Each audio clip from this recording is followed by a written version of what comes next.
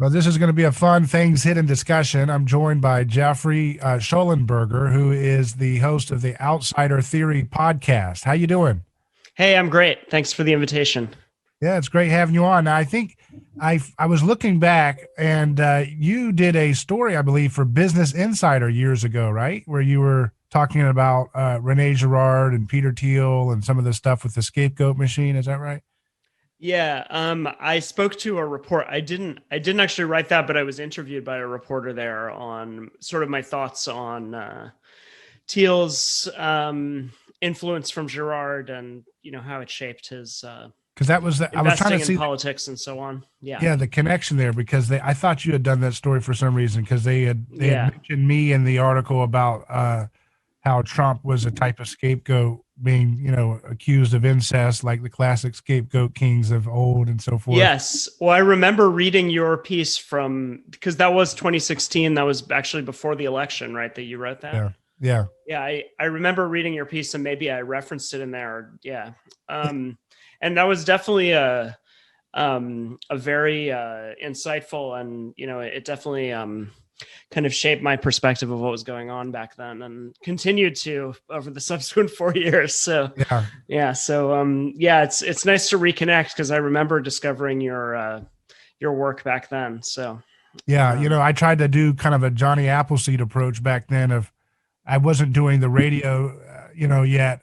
I would do a one-off podcasts and I would, go on other people's shows and write articles at different websites. And I was trying to figure out how do I introduce this wild theory of mimetic theory into the zeitgeist of mm, politics and culture. I mean, obviously there's so many ways you can apply it, but yeah. it's kind of, it's become more well known in the internet podcast world now, but just 4 or 5 years ago, it was still kind of like, what is this thing? Talking about human sacrifice, right? Yep. Yeah. No, and I mean, I'd say I was kind of I think we probably had a sort of parallel development there in that I was sort of doing the same thing and I got particularly interested in it. Yeah, kind of or I mean, I had been interested in it previously, but I got interested in kind of trying to introduce a broader public to it and, you know, try to write for, because I have an academic background, did a PhD and so on, but I decided at that point to start trying to write for a broader kind of non-academic audiences. And one of the things I was interested in doing as well was, just sharing the insights from this theory, which I thought were increasingly valuable, given on one hand, the way the internet seemed to be reshaping social life in a way that, that unleashed these dynamics that everybody was trying to make sense of that we now talk about as cancel culture or public shaming or things like that. And then at the same time that it seemed very valuable for understanding the kind of intensification of political of political polarization and sort of this general intensification of a sort of mimetic escalation of these sort of enemy factions. Yeah. And we have a kind of Gnostic world that we're in. I think that the woke or whatever I call it, Mick woke, because it's corporate sponsored and Mm, manufactured, but this mm-hmm, Mick woke religion, it's a very Gnostic kind of Christianity that hates the body. It mm-hmm. hates the body. It doesn't care about flesh and blood victims of bombing campaigns. Really, it doesn't care about flesh and blood. Human beings being torn asunder. What it cares about is names and words. It's a very nominalistic kind of Gnostic religion, and it's in keeping with that Trump, of course, could be purged like Gnostics would off of the face of the digital world. Out of Yeah. he's been purged. He hasn't been physically purged. He's been, digitally and media purged off of the internet landscape. It's interesting. Yeah. Well, yeah, I mean, I really like that Gnostic framing, and it does explain a lot. Yeah, and I think it's also interesting, even if you just think about, I once, or actually not that long ago, I wrote something about this whole concept of like the red pill and red pilling, but it's interesting that you have this, which is itself a kind of Gnostic narrative. And, it's even the lineage of like the Matrix, kind of goes back to Philip K. Dick, the notable 20th century science fiction writer who was himself like explicitly obsessed with Gnosticism and Right. kind of saw the world in that way. But then interestingly, woke is itself a kind of Gnostic metaphor. Yeah. Right? And of course, while we're throwing that word around, people have accused Rene Girard stuff of being a kind of Gnostic, like you have to have a secret hidden knowledge to unlock the meaning of history and so forth. But I think where Girard helps correct for that is the sense that he is emphasizing real imitation, real choices, real actions in your life that you can become aware of when you understand the mimetic desire component of what's driving you and the choices that you make. And that it does kind of keep it down to earth, I think, when you think of things along that line. Yeah, I mean, right. I think it's worth trying to make clear why, because you can see how with the language of things hidden, even that it would potentially be interpreted in this way. But what seems important is that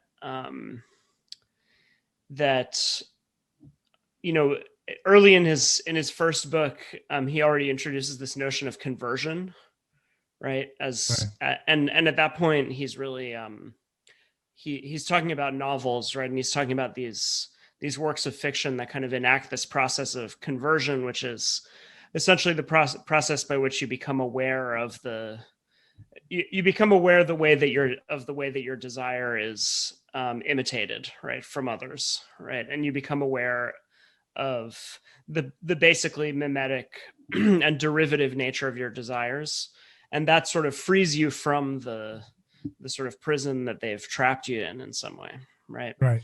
And so I think part of what isn't Gnostic about this is that these aren't there's nothing esoteric about it, right? It's just a matter, or I mean, and it's not just, because it's not to say that it's easy, but it's a matter of recognizing things that are very much always in front of you and always around you, and simply having this kind of pivot of perspective that allows you to recognize the actual origin of your desire.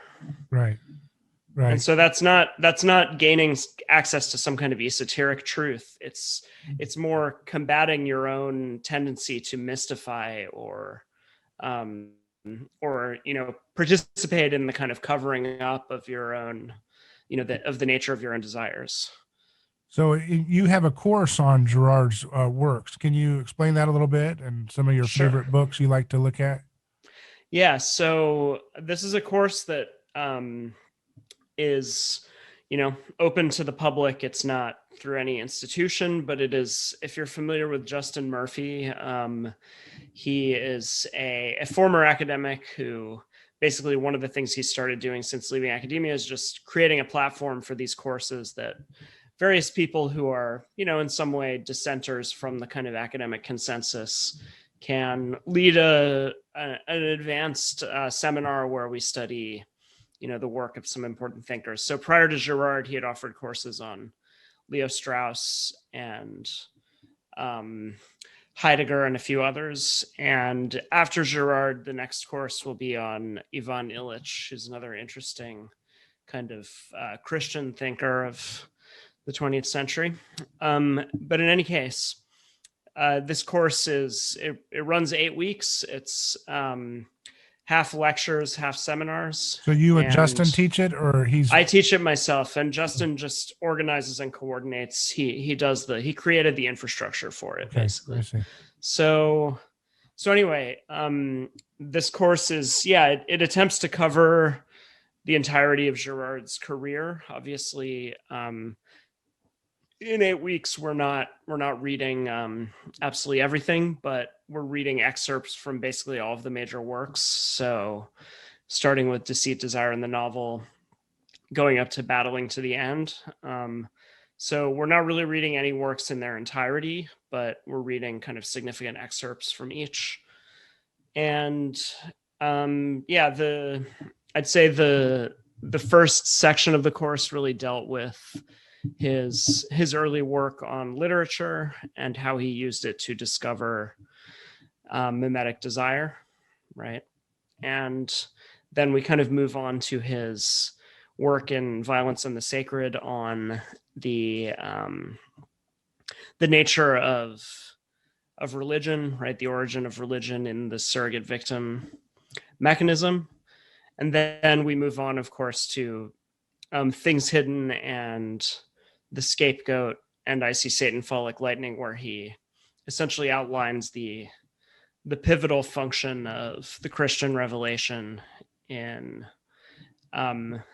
making evident the nature of this basic mechanism that previously undergirded all sorts of religion, right, and was centered on sacrifice, and making that evidence and thereby gradually discrediting it.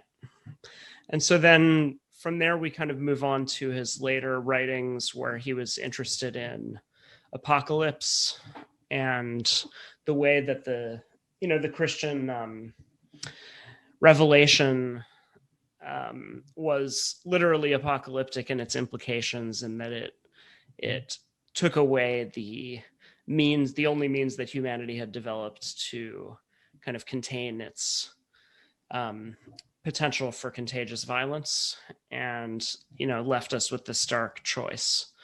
So that's kind of where we ended up. And then we also thought about in the final week or two, we've been thinking about, and this course is just coming to an end next week. So we've been thinking about something that I'm interested in, which kind of relates back to your point about Gnosticism, is the function of technology in the contemporary world and the way that it seems to reintroduce certain of these dynamics, like, as you said, the kind of the symbolic scapegoating of Trump through his expulsion from the internet. Yeah. So, and then another thing that is of interest to me that I asked them to read a little bit about was some ideas about how modern economy. So this comes from the philosopher Paul Dumichel, about how modern economy kind of picks up some of the slack that is created by the sort of declining force of the sacred, and functions as a kind of so in other words, the modern economic order and Dumichel's argument kind of functions as a kind of substitute for as sort of volatile substitute for the sacred. So we kind of looked into economics and technology as two kind of more contemporary areas where these ideas have some kind of surprising insights. So that's pretty much where we left it off. And then at the end of the course next week, participants have the option of giving a brief presentation on some particular idea from the readings and discussions that they found valuable. And I believe that will be streamed onto Justin Murphy's YouTube channel, and then will also be available after that. So if you're interested in seeing kind of the final fruit of what came out of this course, then you can look at Justin Murphy's Other Life YouTube channel, and people can check that out and see what the participants in the course kind of came up with. Yeah. And so yeah, that's pretty much what it was, and it was great experience. It's been a great experience, and hopefully there will be more like it, because I really, I find that there is a great interest in and kind of demand for these ideas that Girard developed, and that basically universities are not really, for the most part, like I very much doubt that there's a course like the one I just offered being offered in any university in the United States. So I may be wrong, but I know there are a few people who are, doing this, but overall it's not a body of thinking that's being explored very much in those realms. So yeah, you mentioned your background in academia. What's your background that you came to this from? Yeah, so somewhat like Girard, my training was kind of in literature. So I did a PhD in comparative literature. And that was kind of the context in which I first discovered Girard's work and, read it while I was in graduate school. But I'd say what happened after that was that I started to just find it had a much more, immediate and vital relevance to people's lives today and to what's going on in the world. That was what made me want to, as I said, try to write about it and now teach about it for people who aren't in the academic world. So, and yeah. Go ahead. No. And, and I think it has some implications that generally academia is not going to be very comfortable with. So I was just going to get to that. The most controversial thing in some sense for what he gets at, I think, is he basically makes, it's not his intention, but he ends up, making a Christian apologetic for the resurrection. This idea of comparing the dying and rising structures of gods and myths and how they bring unity in their, symbolic dying and rising cycles. And yet, with Jesus's reported resurrection, it creates disunity, and it's almost like that's the proof that it's the real one this time, because the real one doesn't create the same happy, cathartic unity in the telling of the story, but it creates a hemorrhaging in the community and a schism. And that schism is almost a down payment of what we've seen in history. Wherever this story of this resurrected hero goes, it creates disunity to this day, where we can't, like you said, we can't have any catharsis. We can't agree on who the victims are. We can't agree on who the monsters are. We can't agree on what's the appropriate punishment versus what is scapegoating and sacrifice. Everything's falling apart in cultures that are haunted by this story of this resurrection that's been creating schisms ever since, hasn't it? Yeah, absolutely. And I think that's, it's where his work became difficult for academia to continue to take seriously. And, I think that there's a sort of irony in all of this, which is that, on one hand, he continued in some ways a kind of, I would actually say scientific approach that, had largely been abandoned in the rest of the sort of humanities and social sciences, at least, right? The idea that you could have something like a sort of unified science of human culture or something like that, right? Or, that you could have a theory that would account for, hominization, as he discussed it. That these kinds of ambitions, which I think if you go back to kind of earlier periods of academia, right, where you had the first period of like these religious anthropologists trying to create a kind of universal theory of religion, right? That in some ways he goes back to that, but whereas these earlier figures are essentially debunkers who are trying to debunk Christianity, or trying to, going back to what you were saying, to reveal Christianity as just one variation on all these, these themes that are universal to religion.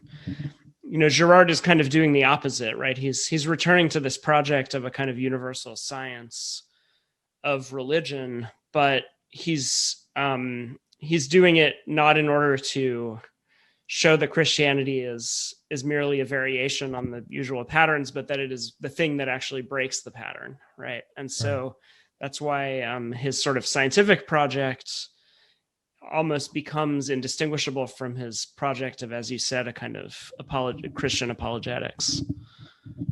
And in another aspect, you touched on the apocalyptic aspect of his work, where he describes how, the apocalypse in the Bible, in the New Testament, is actually talking more about what mankind can do to destroy the world rather than what God would do. Yeah. And this merger of man and nature is something that's interesting, which he ties to Christianity's, demystification and of the forest, that the pagans kept the forest sacred and don't touch it and stay away. It's got all kinds of, spirits and curses with it. And Christianity kind of, desacralized that and demystified that a little bit and said, go and use nature. And what that ends up doing, though, is we lose our fear of nature too far and we end up merging. Girard was talking about how this might apply to climate change, but also after him, we've seen what's going on with these people doing humanized mice with the spike protein, and look at look what that's created. This kind of hubristic lack of respect for the boundaries of nature has unleashed this biggest thing we've ever imagined. I think Girard would be all over this right now, talking about the merger of nature and man in this apocalyptic moment. Yeah, well, and I think there are plenty of aspects of COVID as well that we could think about in those terms. I mean, so he has this idea that the demystification of this of scapegoating, right, is what enables a sort of more scientific approach to nature to come about, right, which is kind of parallel to or related to the argument you just cited about the sort of desacralization of the forest, right? But similarly, that he argues that what happens with witch hunts is in like early modern Europe is not that the witch hunting was particularly unique or unusual in that context, but that kind of thing, it's just an illustration of the scapegoat function that's happened everywhere. But what's notable is that it became debunked so quickly, right? And so the records that we have are kind of the records of people who are beginning to lose faith in the guilt that they're attributing to these victims. And so then he argues that once you have droughts, or you have plagues, or you have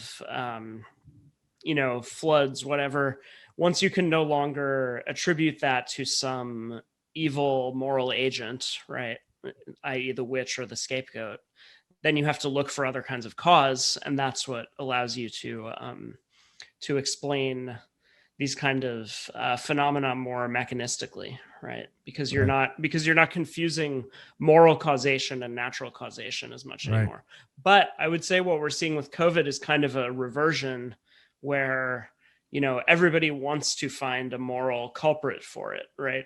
Then the thing is even more complicated. If the lab leak is true, then obviously it's more confused, because in some sense it's an example of our sort of hubristic attempt to anticipate and simulate natural processes that may have actually caused the disaster itself.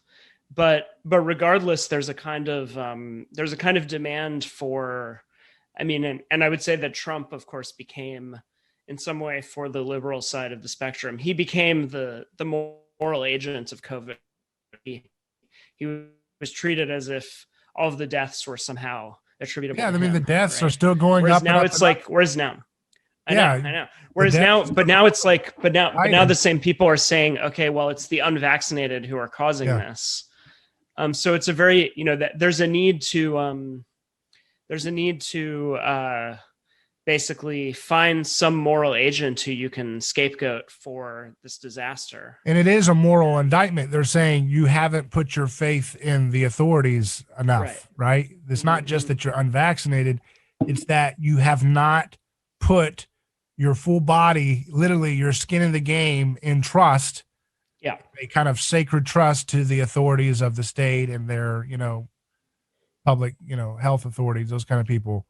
Right. And that's a religious problem they have, It's like, you're a heretic and you're causing, but of course the jury's out on that. There's a lot of scientists that say that, introducing a prophylactic vaccine this late into a pandemic is what's accelerating the variants, to figure out how to get past the vaccine defense. So this is a real interesting moment where the sacredness of science and public health is finally starting to kind of reveal itself.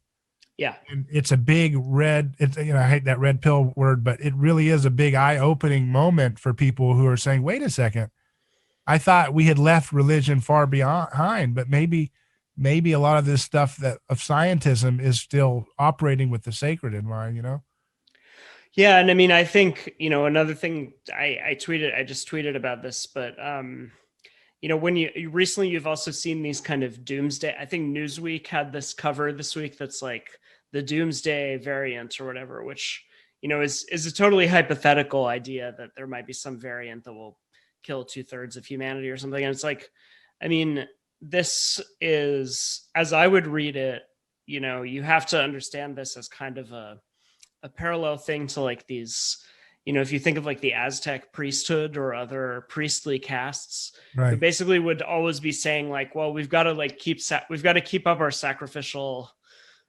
practices, because if not, then the sun might stop shining, or the world is going to end. So basically this kind of holding out this kind of threat of looming apocalypse, as in this doomsday variant, is, I think, very much a way for this sort of priestly class to say, you have to keep trusting us, and also you have to ratchet up the sort of ritual hygiene, as well as the sort of scapegoating of those who fall outside of what we consider Clean.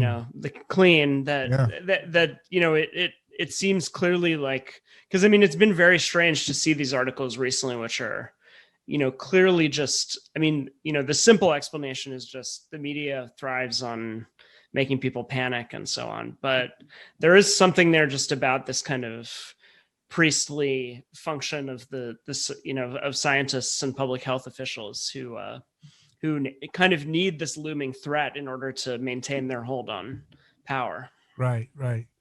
Yeah. And it's, now it's to the point where they've announced, that you can't eat in New York City without getting these products, which Yeah.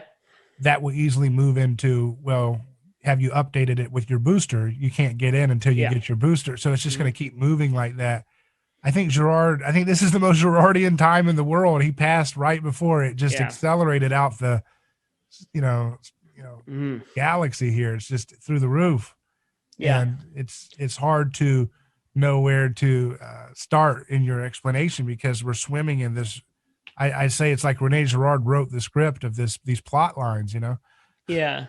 Well, he has he has an early essay on plague and literature, I think it's called, that's worth everybody checking out. But the thing I think is most And it's important, by the way, just to mention yeah. that news media Yeah. acts as a kind of real time literature in a kind of Mhm. deconstructed way, right? So you're Yeah. seeing Mhm. and you're seeing kind of the little vestiges of mythology and the Mhm. priestly caste still trying to in real time mythologize these events into a kind of story, a morality play that they can tell you every day. Yeah, and I think that's just become more and more the case. It's not that it wasn't the case 5 years ago, but there's been a kind of acceleration of it, and this need to. I mean, I think it partly relates to the idea that people don't really report anymore. So like most of the media, because local media is dead, and like the news media doesn't report, it just mythologizes, right? Like, it's what these people are paid to do is to take events and mythologize them so that they can be plugged into a kind of guiding narrative. Um, and so I think that's kind of accelerated this, and we see that just in that, like, all these random daily events, that's like that they immediately get mythologized and kind of um, introduced into this larger ideological narrative. So a lot of people think that we're headed towards authoritarianism and worldwide, social credit scores and purges and total politicization of every aspect of our lives. Do you see the current time to be quite bleak and headed towards an authoritarian thing, or do you think mimetic theory may give us a different angle on what's going to unfold? I know we're just prognosticating here, but Yeah. I mean, I would say, so one thing I do find disturbing is the way that the lockdown model has become almost universal worldwide, and how quickly that's happened, and that it's become a kind of carte blanche for blatantly authoritarian governance whenever, and that it's occurring in places where the supposed crisis is like literally a few hundred people having this like not particularly lethal virus. I mean, this is a pretty astonishing place to be. And I think it goes a little bit beyond, I mean, in the United States, we can talk about the sort of, the cathedral or whatever we want to call it, the kind of, ideological sort of news media, NGO, whatever apparatus that's, particularly in the Trump era, became a sort of unified front and has managed to seize a lot of power for itself. So, I mean, we can talk about that in this context, but even in countries that are, as dissimilar as like Israel and, Australia, and I mean, there's this lockdown model seems to have just become a really a kind of default mode of governance in a very short time, and I think that's a very disturbing development. And I still don't, it's obviously in the U.S. you have, and it's interesting that here the lockdowns are actually far less draconian than in many other countries. If you compare to some European countries, even in the strictest parts of the US, like you wouldn't really get fined for going outside or things like that. Whereas that was like pretty common in many countries. So that is a model that I don't really, I mean, it's extremely disturbing, and I don't quite know how. I don't think there's been at least on a global level, an effective way that anybody's figured out to push back against it. Obviously, within the US, you have a real divide between, roughly red states and blue states on this, and that appears to have kind of set in to the extent that it doesn't seem like a sort of national lockdown will be possible again. And so I think within the US for the moment, it seems like there's a sort of balance between the two models to some extent. Right. Even though obviously the people in DC are predominantly of the Democratic side at the moment, but worldwide, it seems like it's really, I mean, I was reading about, how they're planning to reimpose a lockdown in Israel, and they're one of the most vaccinated states. Yeah, they're one of the most vaccinated countries in the world. And, we're talking about like a few thousand cases. So yeah. It really, I don't quite know what to make of it. And I don't think, at least on a global level, there's really been an effective way that people have pushed back against it. There's this kind of insane totalitarian victimism that's at play too, though, mm-hmm. that we can sacrifice thousands of people if we save one person from this particular way of dying or something. It's very insane. Yeah, right. Totally derangement. There's a kind of manic, there's a mania here that's become law, and it's very effective for people who want to consolidate corporate power over the market and consolidate wealth and so forth. But it's certainly a mania for the people who are implementing the policies in the mid-level and down, that they believe, oh my goodness, we have to save one life from this, but we'll kill everybody if we have to, just so that we said we saved this person from dying from this disease. It's a derangement. Yeah. It's a lot. I think we've mimetically lost our minds around the world, and especially in the Western countries. I think a lot of other countries who are not as victimist mm-hmm. are not as insane about this, and that's why you had places like Mexico and so forth provide early treatment options like ivermectin and things like that, because they weren't so beholden to this, monolithic groupthink. Yeah, it's interesting to see where the places that have kind of managed to persist and not following this model, and it's not entirely predictable. But yeah, I think I'm sort of pessimistic about how we're going to get out of this particular pattern. And I don't know. I mean, particularly, I don't know what happens until a larger number of people start rejecting it, because it seems to be, at least in the blue state part of the world that I'm in, I think that there's a sort of relatively small but very vocal faction of people who seem to just want it to be 100% draconian all the time.